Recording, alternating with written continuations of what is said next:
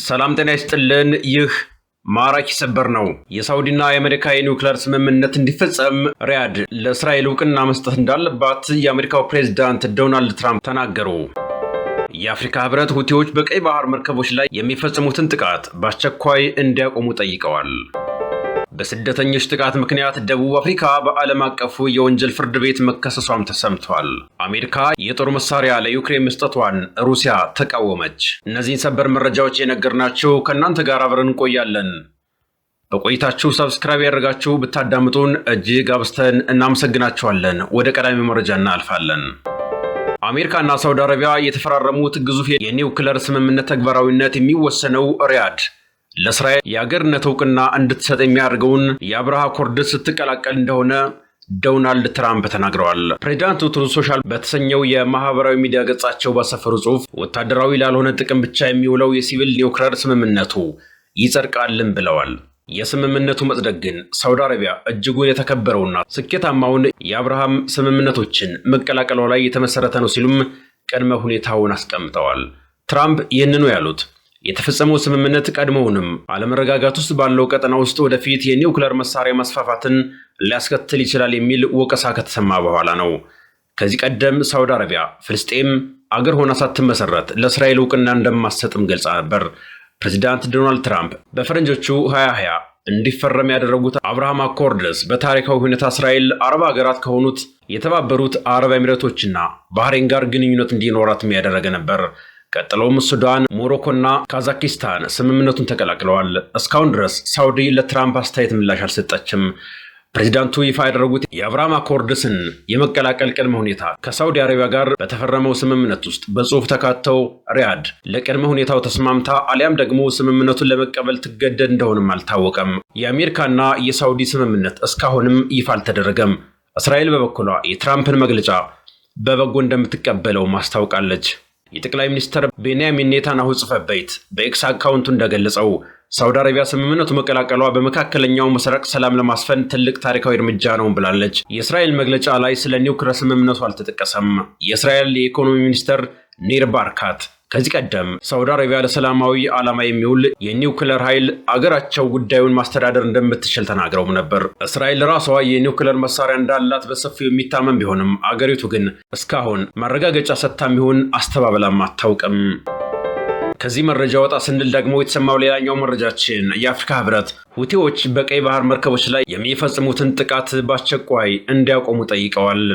የአፍሪካ ህብረት ኮሚሽን ሊቀመንበር መሐመድ አሊ ዩሱፍ የየመኑ አማጺ ሁቲ በቀይ ባህር መርከቦች ላይ የሚፈጽሟቸውን ጥቃቶች በሙሉ በአስቸኳይ እንዲያቆሙ ጠይቀዋል። ሁቲዎች በቀይ ባህር ሲጓዙ የነበሩ ሁለት የነዳጅ ጫኝ መርከቦች ላይ የፈጸሙትን ጥቃት አደገኛ የውጥረት መባባስ ሲሉ አውግዘውታል።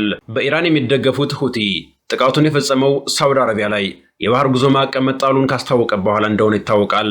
ይህንን እገዳ ጥሰዋል የተባሉ ሁለት ነዳጅ ጫኝ መርከቦች ታዲያ በድሮንና በሚሳይሎች መመታታቸውን የታጣቂ ቡድኑ ወታደራዊ ቃል አቀባይ ያህያ ሳሬ ተናግረዋል። የአፍሪካ ህብረት ትናንት ሐሙስ ባወጣው መግለጫ ታዲያ ድርጅቱ በጽኑ እንደሚኮንን አስታውቋል።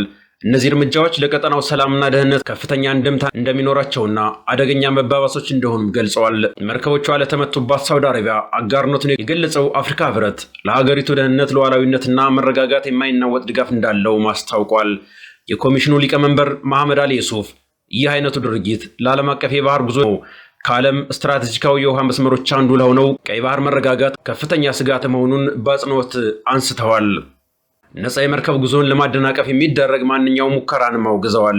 በዓለም አቀፍ ህግ መሰረት የባህር ጉዞ ነፃነቱ፣ ዝውውርና እንዲሁም ደግሞ የንግድ መርከቦች ደህንነትና ጥበቃ ሙሉ በሙሉ መከበር እንዳለበት በመግለጫቸውም አንስተዋል። ሁቲዎች ንግድ መርከቦች ላይ የሚያደርሱትን ጥቃት ሙሉ በሙሉ በአስቸኳይ እንዲያቆሙ እንዲሁም ደግሞ ውጥረቱን የበለጠ ሊያባብሱ የሚችሉ የትኛውም አይነት እርምጃዎችን ከመውሰድ እንዲቆጠቡ ሊቀመንበሩ ጥሪ አቅርበዋል። የባህር ጉዞ የሚመራባቸው ዓለም አቀፍ ህጎችን ሙሉ በሙሉም እንዲያከብሩም ጠይቀዋል። ከዚህ ጋር ተያይዞ ታዲያ ኢራን በሲአይኤ ተቋማት ላይ የፈጸመችው ጥቃት የሩሲያ እጅ አለበት የሚል ጥርጣሬን አሳድረዋል። የኢራን ድሮኖች በባህረ ሰላጤው በሚገኘው የሲአይኤ ተቋማት ላይ ጥቃት ከማድረሳቸው ጋር በተያያዘ ሩሲያ መረጃ በመስጠት አሊያም ደግሞ የተሻሻለ የድሮን ቴክኖሎጂ በማቅረብ ተሳትፎ አድርጋ ስለመሆኑ ምርመራ መደረግ እንዳለበት የአሜሪካ የደህንነት ባልደረቦች ለሮይተርስ ተናግረዋል። ለጉዳዩ ቅርበት ያላቸው አራት የአሜሪካ ደህንነት መስሪያ ቤት ባልደረቦች ለዜና ወኪሉ እንደተናገሩት ከሆነ የኢራን ጥቃት ላይ የሩሲያ ተሳትፎ መኖር ላይ ምርመራ መደረግ ይኖርበታል ይላሉ። ስማቸው እንዳይጠቀስ የፈለጉት ነገር ግን ደግሞ ለሮይተርስ አስተያየታቸውን የሰጡት ምንጮች ኢራን በሲአይኤ ተቋማት ላይ የተፈጸመችው ጥቃት ሩሲያ እጇ ስለመኖሩ ድምዳሜ ላይ አልተደረሰም ይላሉ። ነገር ግን የጥቃቱ ኢላማውን የጠበቀ መሆንና ውጤታማነቱ እንዲሁም ደግሞ ሩሲያ ለኢራን የምትሰጠው ሰፊ የቴክኒክ ድጋፍ ለጥርጣሬው በማስረጃነት ግብዓት የመሆን ዕድል አለው ይላሉ። ሮይተርስና ሌሎች መገናኛ ብዙሃን ታዲያ የአሜሪካ ባለስልጣናት ሩሲያ ኢራን በባህረ ሰላጤው ላይ በምትፈጽማቸው ጥቃቶች ላይ የቴክኒክ ድጋፍ እንደምታደርግ እንደሚያውቁም ዘግበዋል። መጋቢት ወር በባህረ ሰላጤው የሚገኙ 2 የሲአይኤ ተቋማት ላይ ጥቃት መድረሱን ሮይተርስ እንደዘገበም እናስታውሳለን። አንደኛው ተቋም በሪያድ ከሚገኘው የአሜሪካ ኤምባሲ አቅራቢያ ያለ ሲሆን ሌላኛው ደግሞ በምስራቅ ኢራን ያለ ነበር።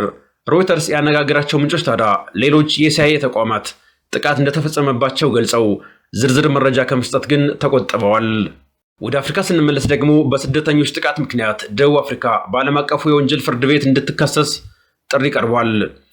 2 ጋናውያን በደቡብ አፍሪካ ውስጥ በውጭ ሀገር ዜጎች ላይ የሚፈጸመው ጥቃት በሰብአዊነት ላይ ከሚፈጸሙ ወንጀሎች ጋር የሚስተካከል ነው በማለት የዓለም አቀፍ የወንጀል ፍርድ ቤት ምርመራ እንዲያደርግ ጠይቀዋል። ክሱን ያቀረቡት ታዲያ የቀድሞው የጋና መንግስት ቃል አቀባይ የሆኑት ፓልግሬ ቦዋካይ ዳንኬህ እንዲሁም ደግሞ የጸረ ሽብርተኝነትና የደህንነት ተንታኝ የሆኑት ኢማኑኤል ኮቴ ናቸው። ሮይተርስ የዜና ወኪል የተመለከተውና ከ10 ቀናት በፊት ለፍርድ ቤቱ የቀረበው ክስ በደቡብ አፍሪካ ውስጥ መጠነ ሰፊና የተቀናጀ ቅርጽ ያለው ጥቃት በስደተኞች ላይ እንደተፈጸመም ያመለክታል። በተጨማሪም የፕሬዝዳንት ሲሪል ራማፎዛ መንግስት ጥቃቱን ለመከላከልና የወንጀሉን ፈጻሚዎች ለመቅጣት አልቻለም ሲል ይወቅሳል። የደቡብ አፍሪካ የውጭ ጉዳይ ሚኒስትር ቃል አቀባይ የቀረበውን ክስ አጋጣሚውን ለመጠቀም የታሰበ እንዲሁም ደግሞ ህጋዊ ቅድመ ሁኔታዎችንና ፍርድ ቤቱ እርምጃ እንዲወስድ የሚያስችለውን ሁኔታ የማያሟላ በማለትም አጣጥለውታል። ጋና በደቡብ አፍሪካ የሚካሄደውን የጸረ ስደተኞች ተቃውሞ ተከትሎ ዜጎቻቸውን ካስወጡ ሀገራት መካከልም አንዷ ናት። በዚህ ጥቃትም ታዲያ አንድ ዜጋዋ ተገድሎብኛል በማለት የሚከስ ሲሆን የደቡብ አፍሪካ ባለስልጣናት ግን ግድያውን ያስተባብላሉ። በዚህም የተነሳ ባለፉት ወራት በጋናና በደቡብ አፍሪካ መካከል የተጋጋለ ዲፕሎማሲያዊ ውጥረትም ተፈጥሯል ተብሏል። በመጨረሻም አሜሪካ የጦር መሳሪያ ለዩክሬን መስጠቷን ሩሲያ ተቃወመች። የሩሲያ የውጭ ጉዳይ ሚኒስትር አሜሪካ ለዩክሬን የጦር መሳሪያ መስጠቷ ተቀባይነት የለውም ሲሉ ማጣጥለዋል።